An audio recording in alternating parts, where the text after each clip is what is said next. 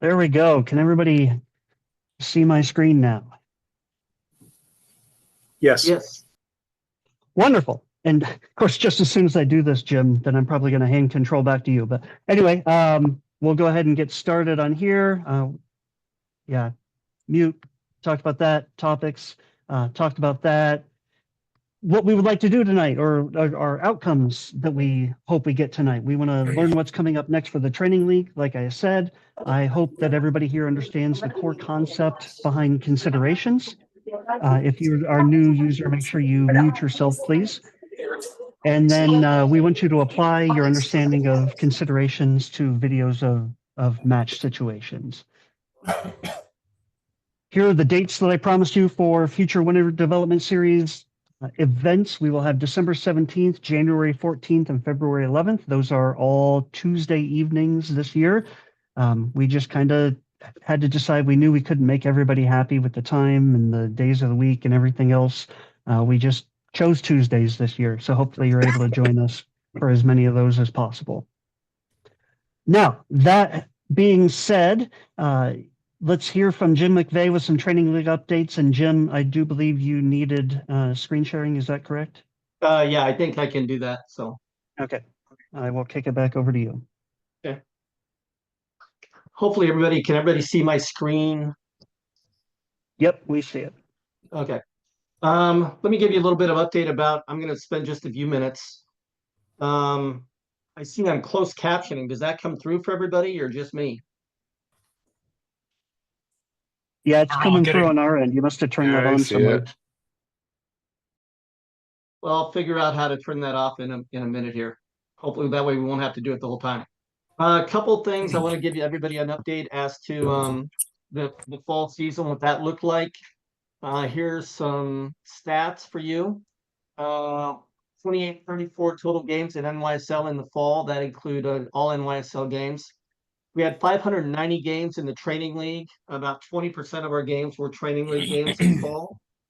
TL is our acronym for training league, so you'll see that throughout this presentation. We've got 79 trainers in the NRDP system. You'll find out as we walk through this very quickly that we need to up that significantly, and we're going to talk about how to do that.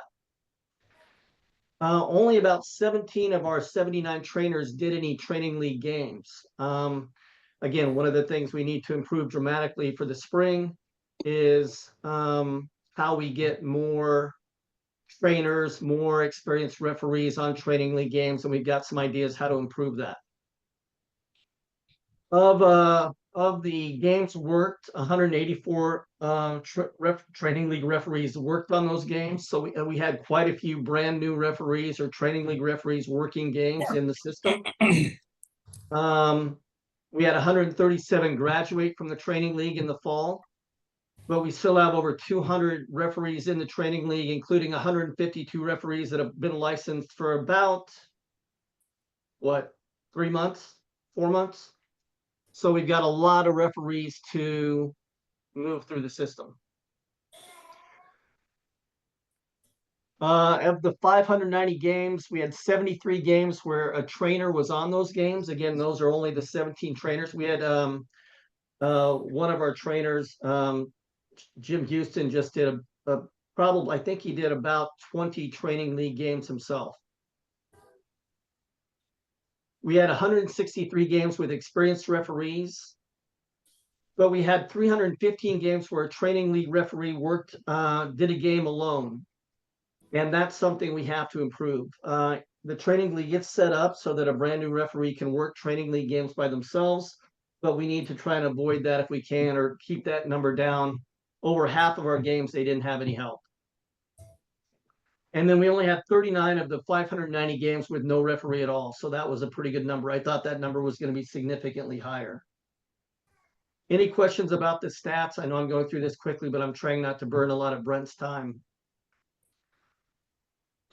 There's a couple things we need to do and plan on doing for the spring of 2025. We need to track referees through the training league system better.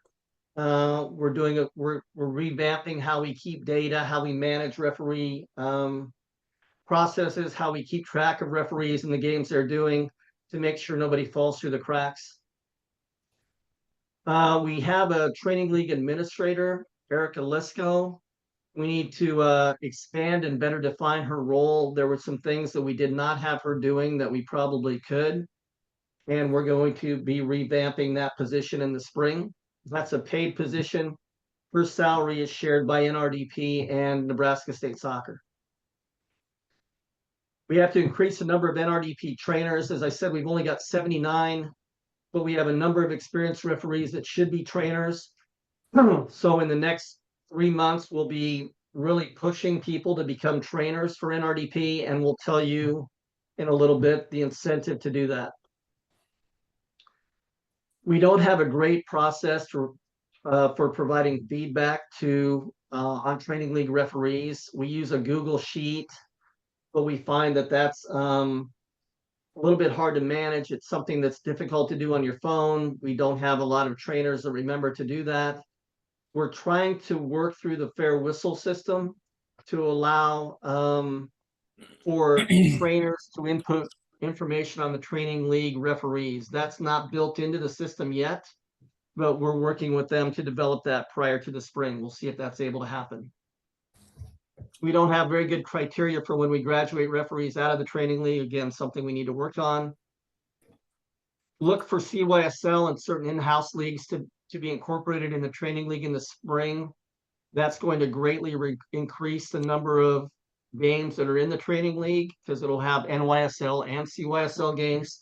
At the same time, that'll give us an opportunity for more training opportunities. In other words, if you have games for college or high school, maybe you now can find a CYSL game nearby that you can jump on your off night.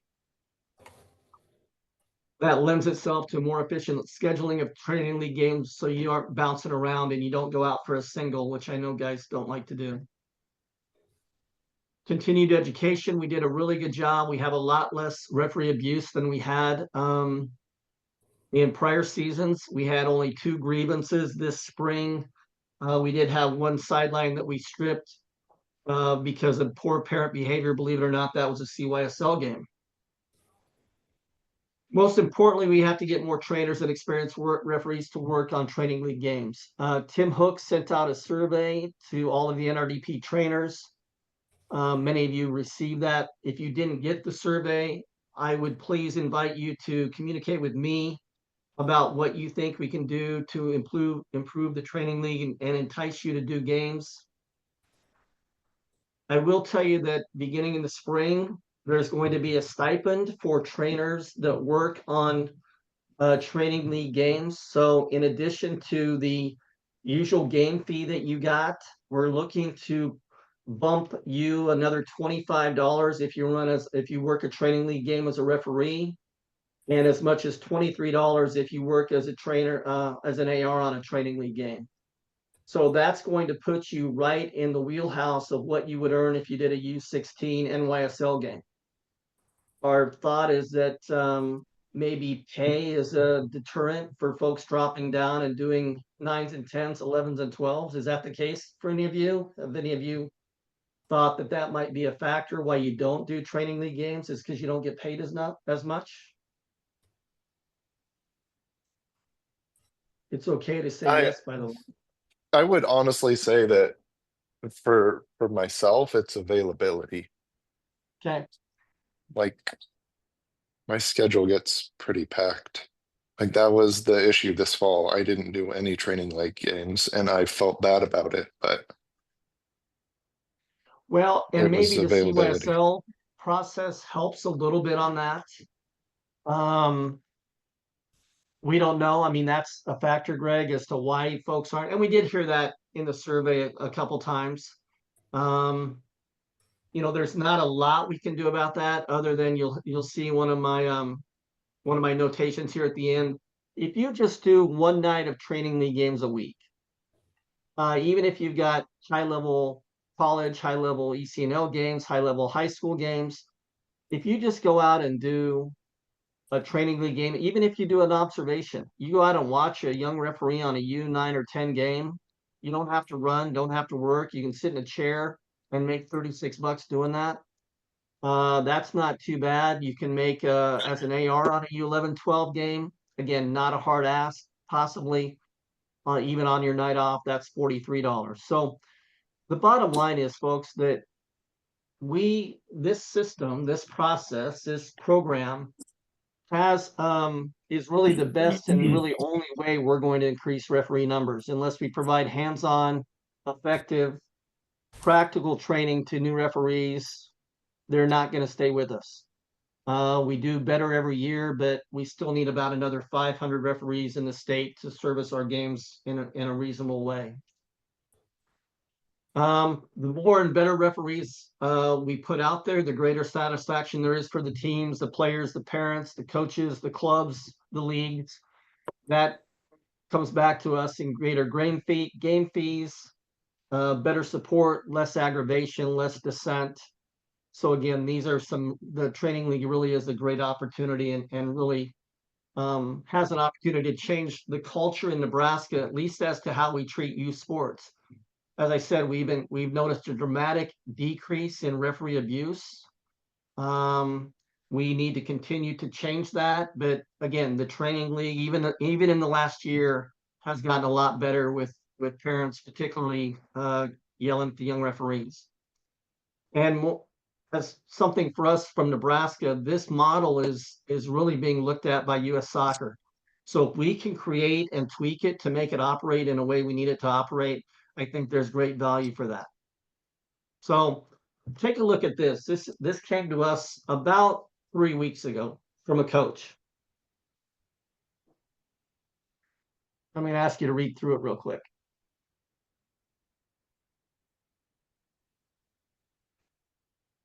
Again, historically, I've been very critical of referees. The main phrasing here: the referees this year have been the best in easily the last 10 years, only because I can't remember back any further. And for those of you that might know this coach, anybody know Johnny Anderson?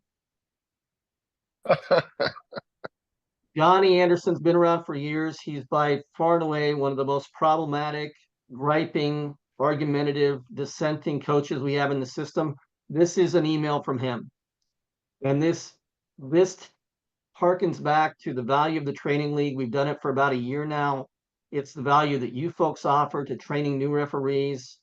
And I sincerely believe that if we can really make this program go for the next 5 years, we're really going to be in a position where we can dramatically increase both the number and the quality of referees that we have on games. So, but that all harkens back to you guys. So I'm going to keep picking on you guys to do games. I'm going to try and motivate you and incentivize you to do that however I can.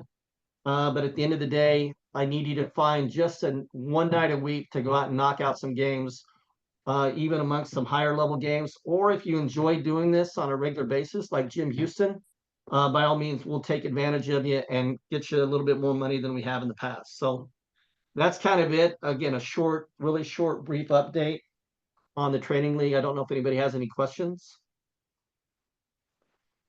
Hey, Jim, Bob, can you hear me? Yeah, Bob, how are you? I'm good. So training league games are in stack. Yes. And I guess if they fill up, well, maybe I'm answering my own question. Can we always see training league games in stack? Yes, you folks can. And CYSL will probably roll to the same stack event. We initially in the spring season, training league games were their own separate event. And we found that referees were complaining about having to check NYSL here and then training league games on a different event. So now they're all under the same event with the descriptor of training league for a training league game. But by definition, they're 9, 10, 11, and 12 in the red conference, which is the only conference that has training league games. Okay. Yeah, I think I may have We've got answered some that. things. We've got to improve the scheduling platform and how we identify trainers vis-a-vis training league referees, so you know who needs help and who doesn't. So there's some things we've got to fix. Okay. Okay, Brent. Sorry, I probably took too long, even though I tried not to. So.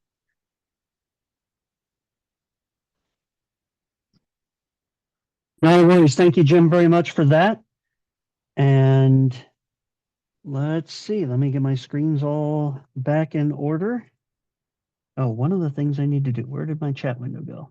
Okay, if you will look in your chat window, I just sent you 4 links. Those are items that will be handy for you for the rest of the session here. So please go ahead and grab those if you would, or open them up if you are able to. And while you are doing that, this just shows what the links are. While you're doing that, I'm going to go ahead and start talking about considerations. We're going to talk about what considerations are, and we are going to talk about how we can use them both, well, in lots of different ways, and we'll get to that here in just a second. FIFA's considerations are concepts to think about and questions to ask yourself when you evaluate a specific match situation. I realize I'm just reading this, but it is a handy definition. They are useful for video analysis, which we'll talk about, self-reflection we'll talk about, and with practice, it will boost your in-game decision-making too. And that's ultimately the goal, is to get you to the point, both in terms of your book knowledge of what considerations are, but also your experience on the field, that you can start applying these things live during matches. I really encourage you to open up these consideration documents. Again, the links are in the chat. Give those a look, read through them, practice with them, go find clips online, use the considerations while looking at those videos. It'll be really, really helpful for you. And again, we're going to talk tonight about how you can do that if you don't already have some experience with it. So the condensed version of the considerations, for those of you who have opened that document, you'll see slides like this. Up at the top, you'll see a title, in this case, challenges, and that's sort of the category that these considerations fall under. And then there will be a bullet list of considerations, of things to think about, right? The top one in this particular document is always football understanding. Basically, does the referee, or do the referees who are involved, understand what soccer wants in a particular situation? And you'll see the other items here, match control, point of contact, intensity, speed, force, all of these different things, right?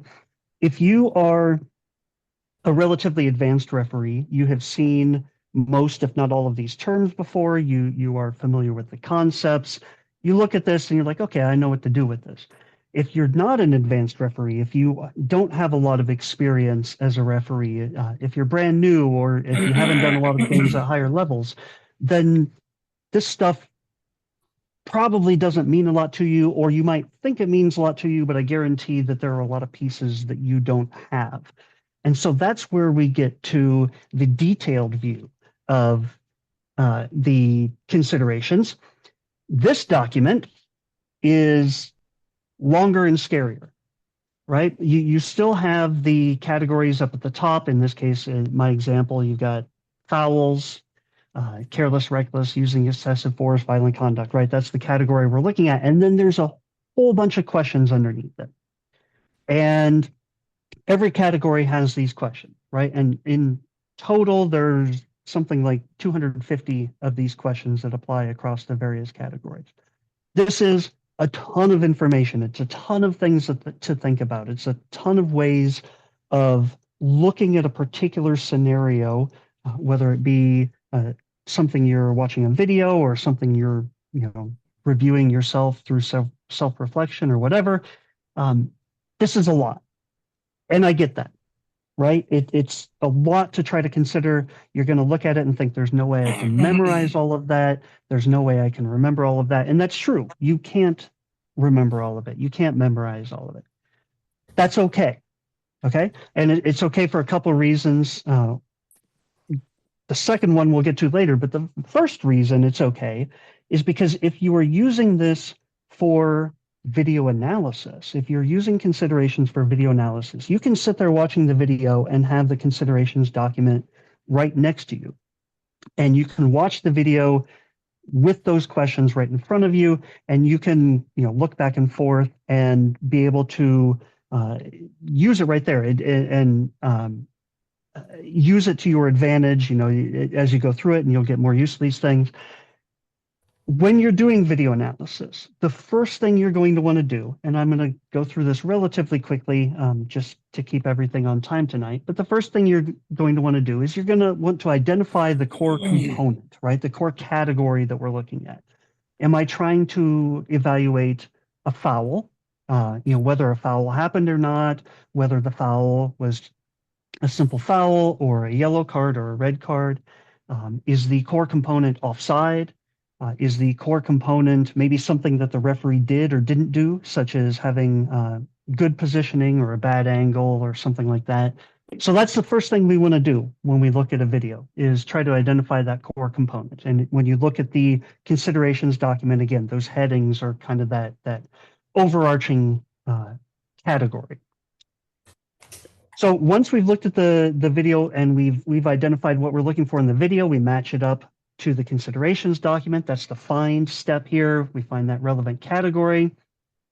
And then we look over the questions that are present in that within that category, right? We look over the questions and we see which ones are going to be relevant. We see which ones are going to be useful for the situation that we're watching in our video. Not all of the questions will be relevant to every situation, and you'll see that as you look through the document, right? Some of them are going to be more handy than others.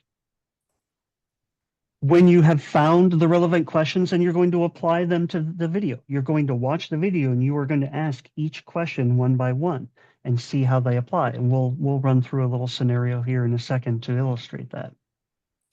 After you've asked all of those questions and watched the video, perhaps watch the video several times, you're going to combine all of your answers and you're going to put them all together. And when you put all of those answers together, you're going to decide what the correct outcome should be. And that correct outcome might match what happened in the video. It might be different than what happened in the video. It might be a little of this, a little of that. But that's ultimately what we are aiming for, is deciding the correct outcome by answering all of those questions that we've gone through. Okay, so to kind of illustrate this a little bit, here on the left, I have those 6 steps that I just talked about. And on the right, I have the questions that fall under the category of delaying the restart within the considerations document. And so for those of you who, for whatever reason, aren't able to look at the document right now, I know some of you are just listening in. This part will help a little bit because I'll read through the questions here, and that'll give you some idea of the kinds of things we're looking for.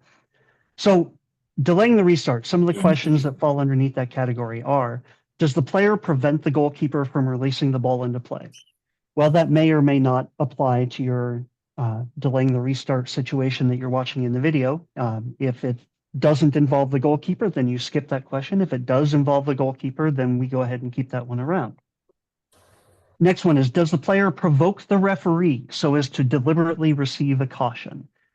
That can be all different kinds of things, but basically that's the ornery sort of stuff that you might see toward the end of a professional match, a college match, high school match. Hopefully not too much at the youth levels, the younger youth levels, but it could happen.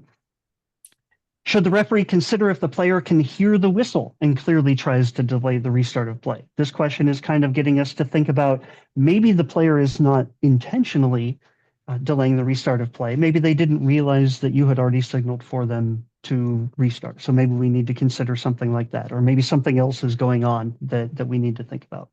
And finally, does the player delay the restart of play by deliberately kicking the ball away?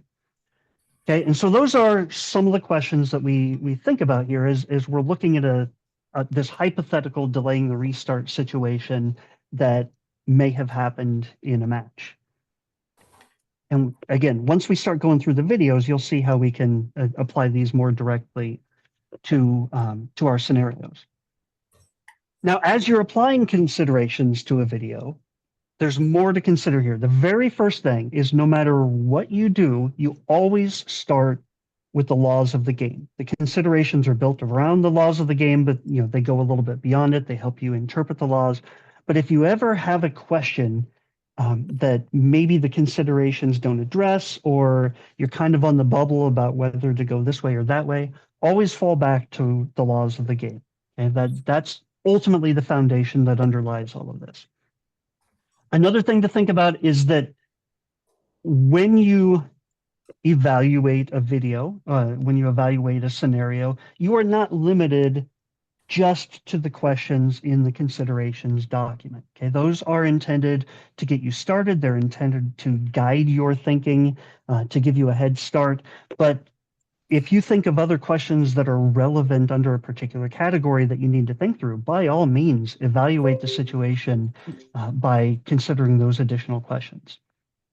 In addition, a lot of things that happen to us on the field don't fall under one specific category. And we'll actually see some of that with the video clips that I show you here in a little bit. You'll see that there is some overlap across categories, and that's okay. You may need to decide, one, if a foul happened or not.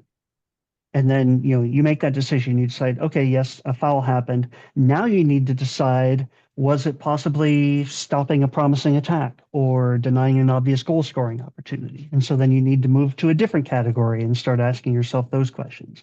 And you'll find that happening a lot as you go through these considerations.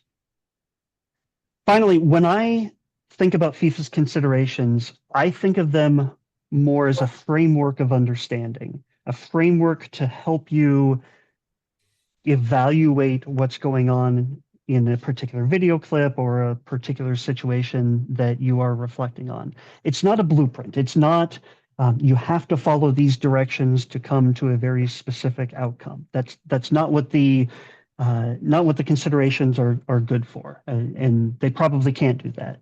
Okay, as we talk about the videos tonight, we may have different answers to the very same questions. And if this was a strict blueprint, that wouldn't happen, right? This would guide us to one and only one possible answer. These are, again, the considerations are a framework. They're a little bit more general than that. Okay. I mentioned earlier, we can use considerations for video analysis. We also can use them for self-reflection, right? We do exactly the same thing. You'll see it's the exact same list down here at the bottom. I say, does this look familiar? And yes, it does, because it's the exact same steps. The difference is when you're engaged in self-reflection. For example, it's after a match or halftime, and you're thinking, oh man, I'm not sure if I got that call right. You can sit down with the considerations document and kind of walk through the questions and see how you did, right? Based on your best recollection of how things went. Here's some tips as you're doing that, as you're using considerations for a self-reflection process. Once again, start with the laws of the game. That guides everything. That is our foundation. When you go into a self-reflection process and you use these considerations, be willing to have been wrong, right? It doesn't do you any good to self-reflect and for you to only want the outcome to be, nope, I got everything 100% correct. Okay, you need to go into this process not knowing if you were right or wrong. You need to go into this process and really ask yourself these questions and really genuinely try to understand what you did right, what you did wrong, what went well, what didn't go well, that sort of a thing. Also, be sure you're seeking input from your crew, from your ARs, from your fourth official, or if you are the AR, from your referee, from the opposite AR. Seek input from the crew and go through these considerations together as you walk through whatever scenario you're evaluating. Don't be afraid to use drawings and diagrams. Doing that can help you understand, for example, where players were positioned on the field, where the referees were positioned on the field, the direction of play. If you are working with your crew, drawing a diagram can really illustrate the difference in memory that people have. Maybe I remember there being two defenders nearby, but you only remember there being one defender nearby. Those sorts of things can really come out when you start working with drawings and diagrams. And finally, remember that memories are fallible. So the self-reflection process is always going to be slightly less perfect than, for example, reviewing a video clip and going through these considerations. So you're going to remember as best you can. You're going to think about the scenario. Maybe you close your eyes and you can picture it as best you can. But memories sometimes are wrong. Sometimes they're misleading. Usually they're incomplete. So remember that as you go through this. And that's okay. That's normal. But that is a weakness of this part of evaluation. Okay. Finally, with enough experience, enough game experience, enough experience using considerations to review videos, and using considerations to do self-reflection, you also can do sort of a live application of considerations right on the field. So for example, maybe you've called a foul and you've blown the whistle, and you've got a stoppage now, and you can pause for just a second and run through some considerations that you've memorized and start asking yourself those questions to answer, did I do that right? Did I handle that situation correctly? And if you did, great. And if you didn't, maybe you have time to fix it, right there on the field. Okay. You can use considerations before showing a card. You need to ask yourself those questions. Was that a reckless challenge, or did she enter that situation and use excessive force against the opponent? The difference between a yellow card and a red card, right? Many of you who have done any games at all already go through a version of those steps right now, right? You already ask yourself, man, am I going to go yellow or red? It's kind of an orange card. It's kind of in the middle. And you go down your own mental checklist. Well, as you get more and more used to using these considerations, those questions that you ask yourself will be more refined and be more likely to give you the best possible answer for the situation that you find yourself in. You can also use considerations on the field when you're consulting with your crew. Sometimes we need to hold up play and go talk to our ARs, or if we're ARs, we need to have the referee hold up play, call the referee over, and you together can use considerations to make sure you're getting things correct, right? And maybe you're evaluating whether there was a handling offense inside the penalty area. Maybe the referee did not call handling. The AR thinks there was handling, and during the discussion, you guys walk through together the various factors that go into determining whether a handling offense has occurred. And if you look at the considerations document, you'll see what a lot of those questions are. Okay, at an even more advanced level, you'll start to use these considerations even before you make a call, even before you signal anything, even before you raise your flag for offside, right?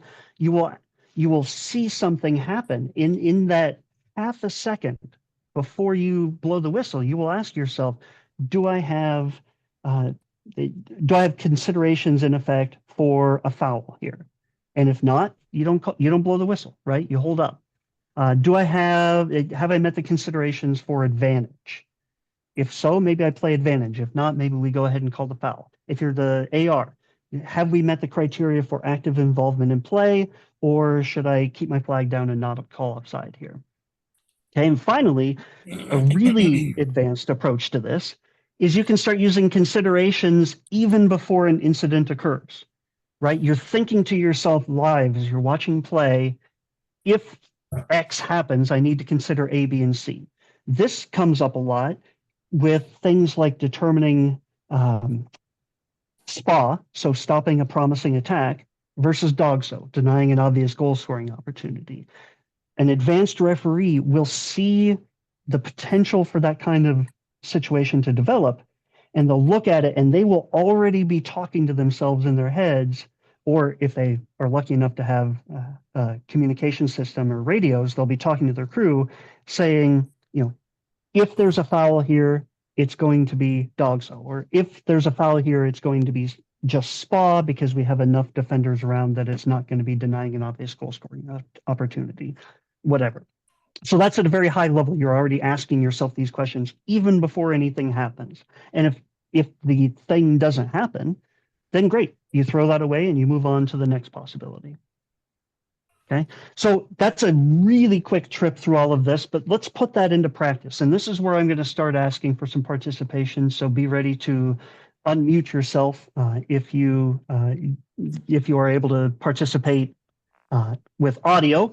So clip number 1 here, use that link that I gave you. For those of you who can watch here on the screen, I will play the video on the screen. Just know that through Zoom, it does get a little choppy. So if you want to watch it on your own, if you're able to from a computer, jump to 2:14:15 on the timeline, and you will see the situation that we're going to be looking at here. And I will go ahead and play it for you. Hopefully Zoom cooperates.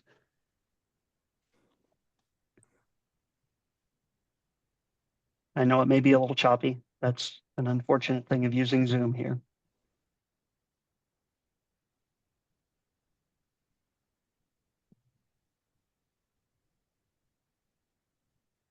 Okay, I will run that one more time.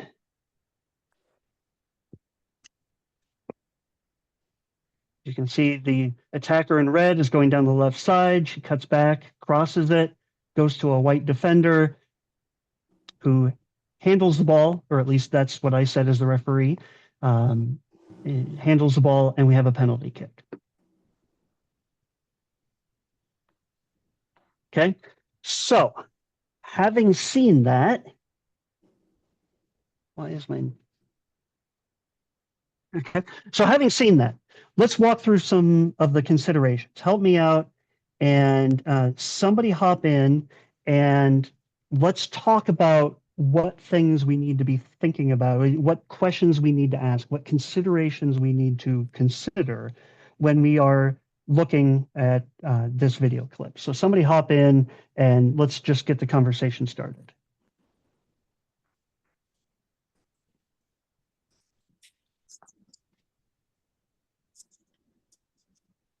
Otherwise, I'm going to call on McVay and have him get us started.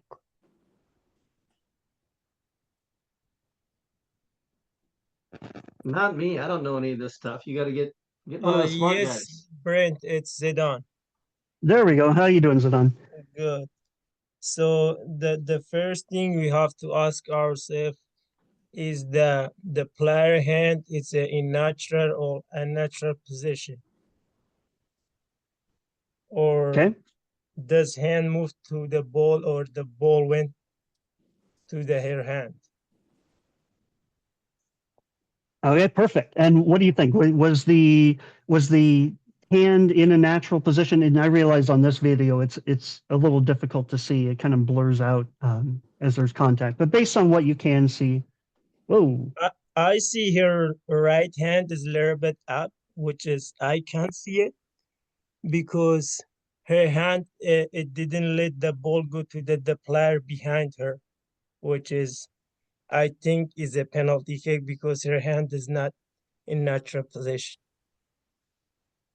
The what I see, which is it's not clear, but it's look like or her hair, I see it, or her hand. So Mm-hmm. Okay, somebody else, that's perfect. Thank you very much for getting us started on that one. Somebody else hop in for me. What other questions do we need to ask that are relevant to this situation? And obviously there are some questions that are not relevant, right? Like question number 50 in the document, does the player try to deceive the referee by handling the ball? That one, that doesn't really apply to this situation. So we can skip that one, right? As part of our video analysis process here. But what other questions might we need to consider?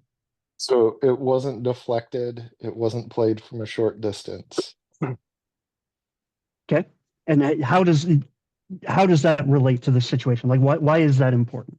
She had ample time to react, and she couldn't have believed the ball was going in a different direction, and it changed the direction at the last minute.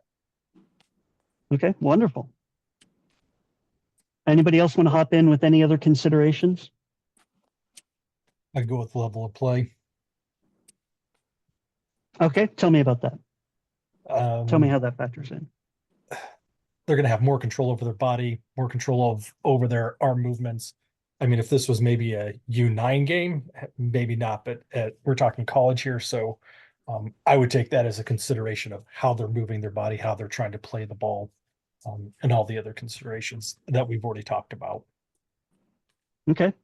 Yeah, that can be a consideration. And that's a good example of a consideration that does not show up in our considerations document, but which we do need to factor in, right? We are realistically going to treat things differently at U9 versus U14 versus U19 versus a Union Omaha game. And even within an age group, a Division III versus a Premier sort of situation might factor in. Okay. And by the way, I forgot to mention, I realize this is from a college match. Let's all just pretend this is from a U.S. soccer match. These situations that I'm going to show you clips of, they apply the same regardless of the level of match here. This just happens to be where I have access to good video. So that's why I chose these. Okay, so that's good stuff. We worked through some considerations there. We've got our handball. I'm going to push it just a little bit further and ask you, what can we look at here that's maybe not related to the handling? How can we broaden our perspective a little bit and think about this situation from some other angles and look at some other categories of considerations that might be relevant here?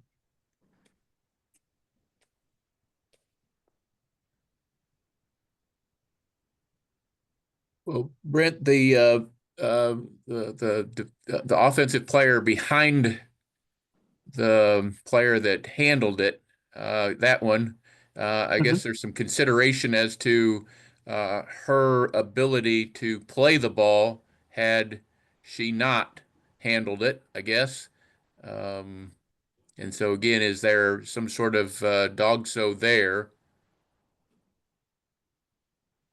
Okay, let's talk about that. Let's talk about the dog-so question. And anybody can hop in. You can keep going, or somebody else can hop in. Do we think this meets our criteria for denying an obvious goal scoring opportunity? And feel free to jump to the consideration for that. Let's see, it's on page 2, top of page 2.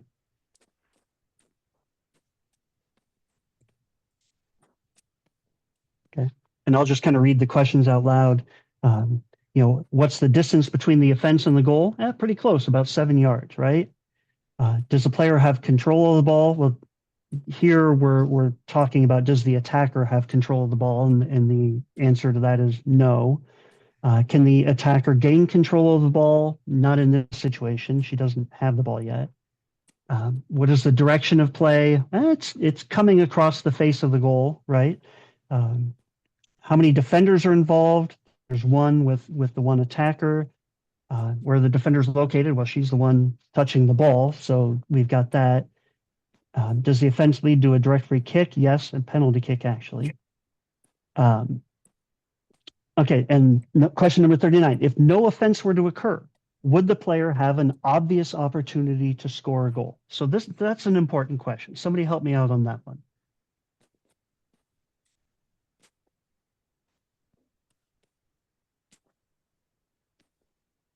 Brent, Sadat here. Can you hear me? Yes. I was going to say probably not, because in my view, I think the defenders are still there. I mean, they're close enough that potentially could have defended it in any other way. Mm-hmm. Yeah, and I think I agree with you.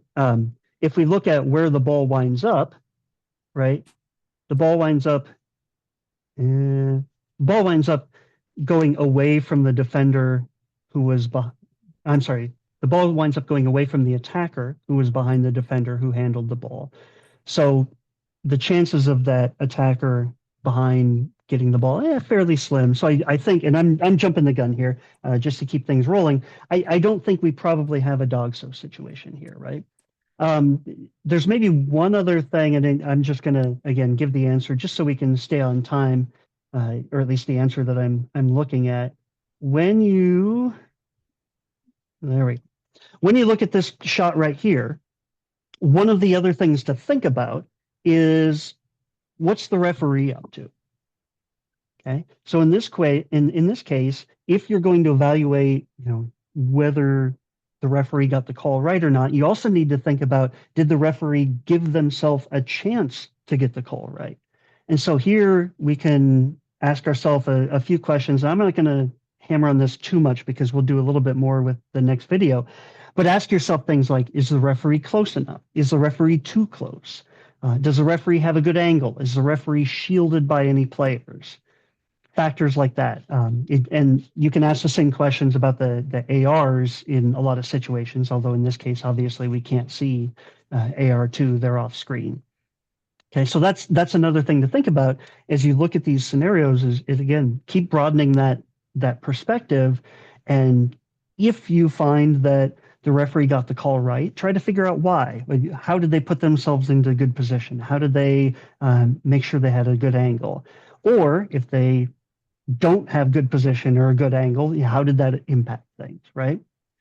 Okay, so that's Brent, on this one, did you Yep. also have to think about, would it be appropriate to think about whether there needs to be some type of caution or other type of sanction? Thank you for asking that. And I'm just going to go ahead and ask you, Jim, what do you think? How do we evaluate those considerations related to whether there should be a sanction? Beyond Well, the penalty? from my perspective, again, one of the ideas that I would first think about is whether this is an intentional attempt on the part of the player to engage in such a way as to prevent some type of goal scoring opportunity, not just a dog so, but an intentional handling that eliminates some opportunity. Maybe a promising attack would be an option. So you might want to consider the considerations for a spa. But yeah, I think that any time I get in the attacking third or in the penalty area and there's these types of fouls, I think you have to shift to whether there's a spa or tactical foul component that comes into play. And there's a whole set of considerations about stopping a promising attack. I think that's on page, what's page 1, I guess. So if we did decide it was spa, wouldn't it be downgraded because you're giving the penalty kick? Well, spa, I think, is downgraded for an advantage. Hey, Jim. Did we talk? So on the Is this the most one we just recent- did at State Cup, right? We did, however, if someone were to be asked on an examination in the future, they should highly consider that they would want it to be downgraded in the setting of a penalty kick. Yeah, and I agree with that. Again, I'm jumping through things a little bit quickly here just to keep us on time so we can get to the next video. But I would agree that a penalty kick is sufficient consequence here that it may have been stopping a promising attack, but because of the penalty kick, we go ahead and downgrade that, just like with dogs, so we can downgrade from a red to a yellow card. I don't want to get too much into those weeds right now. Just because of lack of time, not because I don't want the conversation. It's a great conversation. But this actually relates a little bit to the next video, and I'm going to skip this slide. Let's go. Oh, I put the wrong timestamp on there. Shame on me. The times, how did I even do that? Timestamp we want, and I'm going to put it in the chat in case you don't hear me, is 1:37:55. That is where we want to go next in this video, is 1:37:55. Okay, and this is on the opposite end of the field. We're going to watch this scenario. This is earlier in the match. This is first half. That second one was a minute left in the second half.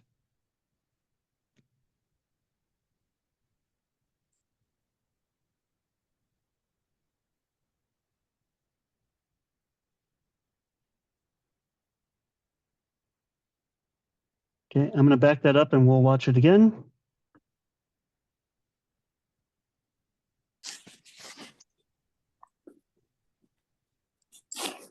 And those of you watching on your own, you can rewind it and do whatever you like with your controls.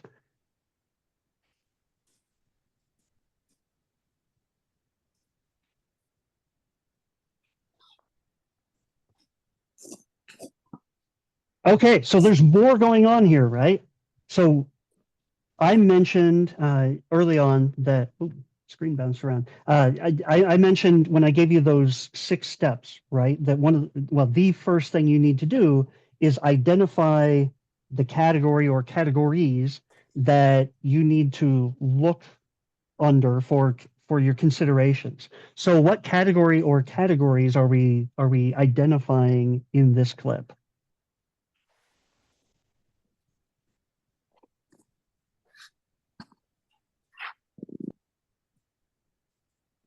Hey, Brent, it's Nick.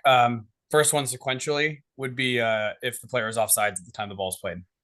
Okay, perfect. Thank you for starting at the beginning. I was thinking maybe we might skip over that one, but I'm glad you got it. Okay, so the very first thing we need to ask before we can ask anything else, we kind of look at this from like a VAR standpoint, if you will, was the player offside? And I will try to get it to point of contact here. There we go. That's pretty close to the point of contact. Okay, so here's our point of contact. And the very first thing we need to ask is was the player in an offside position, and did we have an offside offense? So first things first, at the time the ball was last touched by a teammate, was this attacker up here on the left, I guess, was that attacker in an offside position? Would anybody like to chime in on their opinions on that?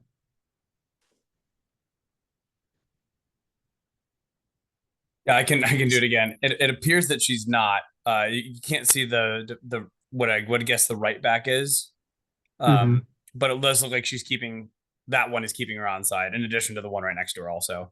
Obviously tough to see with the angle, but it looks to me like she's onside. Yeah, and I agree. If we had answered otherwise, if we had said that this player was in an offside position, then we would have to continue with our considerations, right? We'd have to say, did she get involved in active play? Did she interfere with an opponent and all of that? But we don't have to ask those questions because we already started at the very beginning. She was not in an offside position when the ball was kicked, so we don't have to worry about that.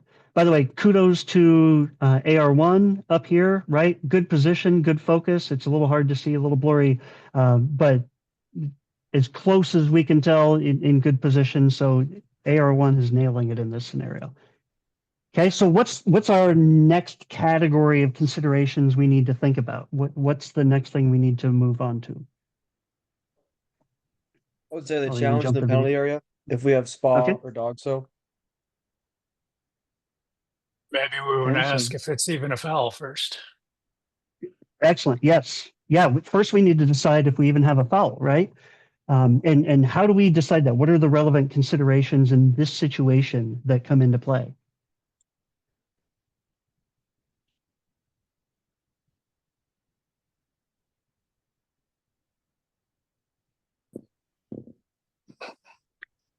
I'll start with, does the player have an opportunity to play the ball?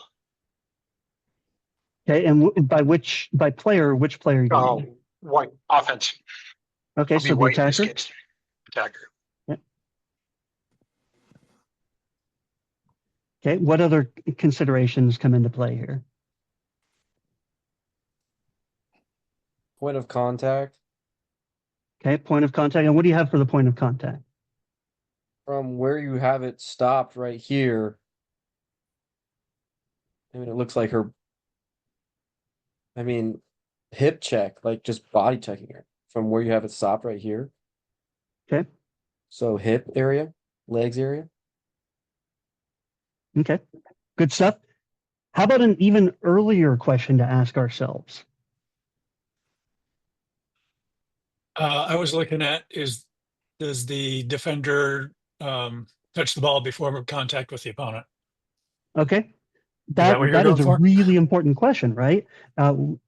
Because of the angle of the video, we don't actually know who touched the ball, right? So that's a really important consideration, because if the goalkeeper is the one who touched the ball and knocked it off to the side, then you're looking for whether you have a foul on the attacker or not. If the attacker is the one who touched the ball and the goalkeeper did not, then you're looking for whether you have a foul on the goalkeeper.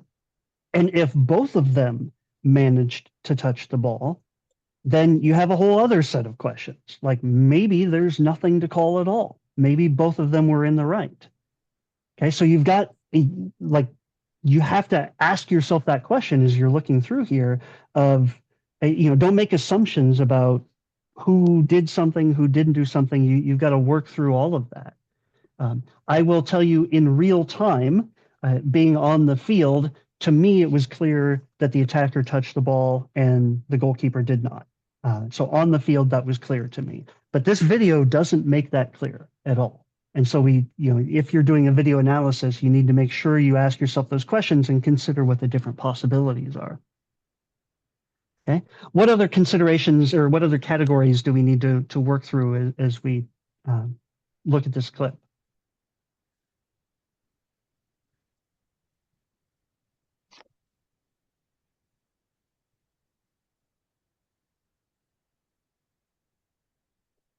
How about something you will find on page, where is it? Page 3, bottom of page 3. If you're looking at the considerations document.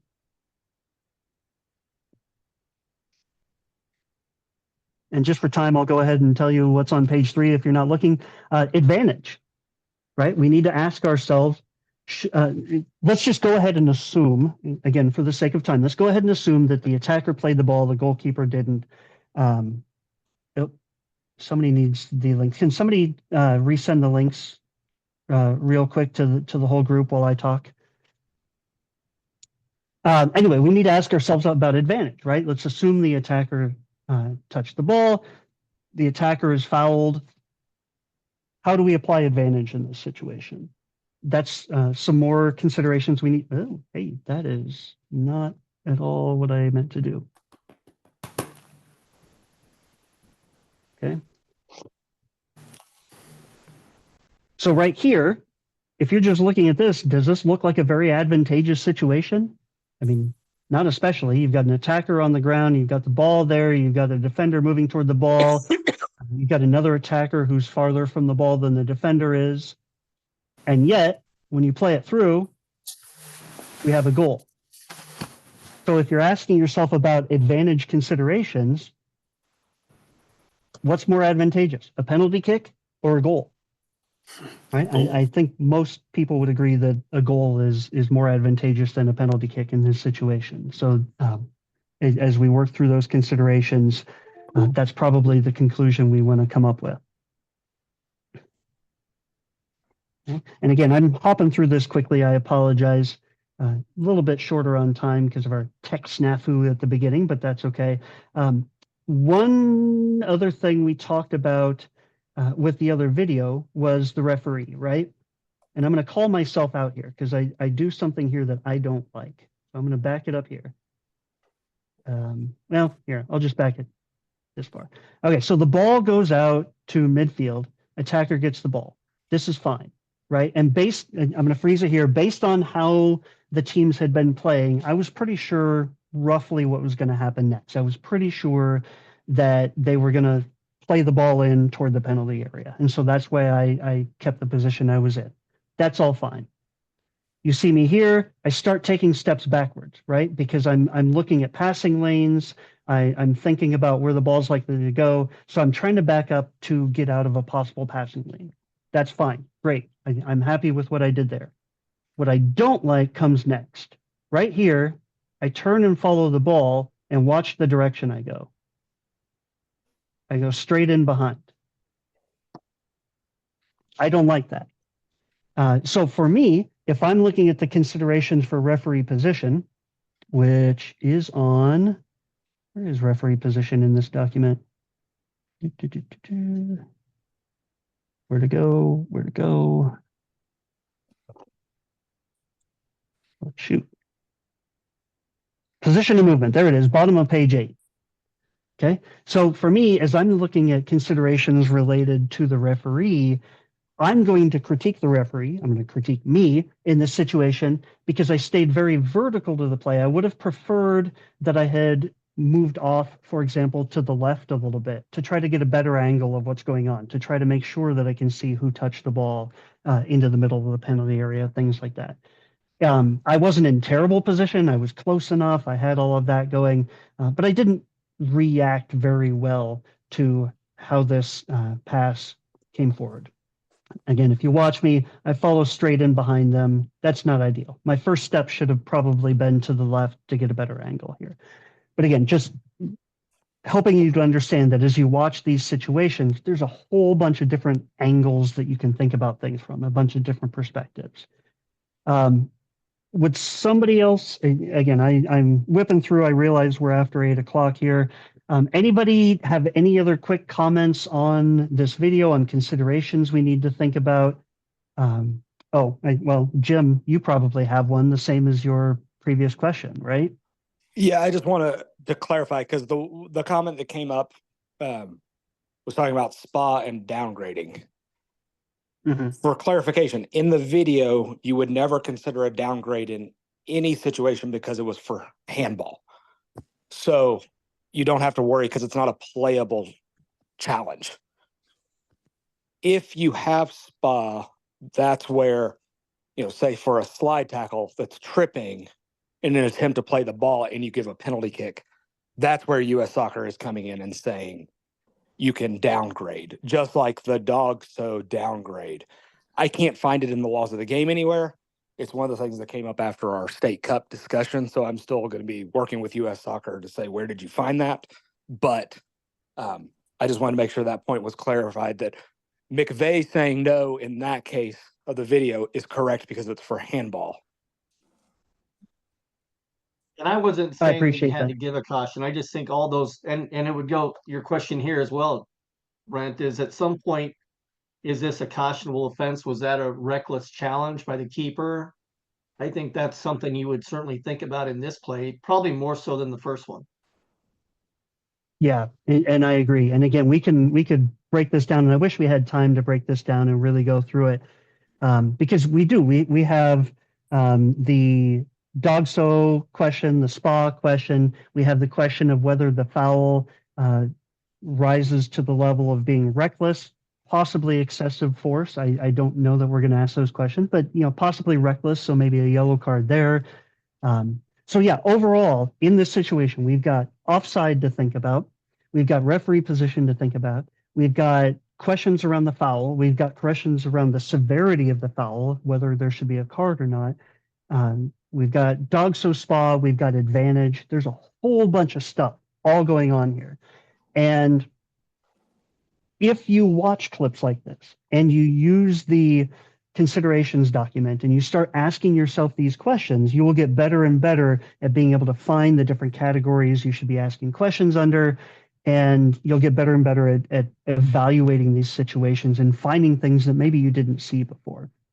Okay? And when you get to a high enough level, both as a referee on the field and in terms of your knowledge of the considerations and all of the issues surrounding that, you'll be able to look at this and just know the stuff off the top of your head. And also on the field, again, you're going to be able to evaluate these things, I won't say instantly, but fairly quickly, just in your head. Okay. So to wrap this all up, and again, this was quick, but we're going to keep talking about these things over and over and over again in winter development series sessions and other instructional sessions and everything else. So you'll have plenty of times to keep practicing this. Remember, first thing is identify the core component that we're talking about, find the relevant category within the considerations document, review the questions in that category, apply those questions to the video or to your self-reflection or to the in-game scenario, whatever. Combine all of your answers together, and based on all of those answers, you're going to decide the correct outcome. Okay, that's where we're going to leave you. So, quick reminder, next up is December 17th and January 14th, February 11th. Those are the next dates for the Winter Development Series. We will announce the topics for those as soon as we have them all set. Other than that, I just want to emphasize I really appreciate everybody getting on. I know this is kind of a whirlwind thing. It's always hard doing some of this stuff by video. I would love if we could all get together, but I know that's just not possible for any of us. So I really appreciate your time here. Does anybody have any final questions or things relevant to the group as a whole that you would like to bring up? Otherwise, you're welcome to hang around for a second and ask me or McVay or Busher if you have questions that are more one-on-one. Okay, hearing no questions, I appreciate everybody. Thanks, everybody guys. have a great rest of your evening. Thanks, Brent.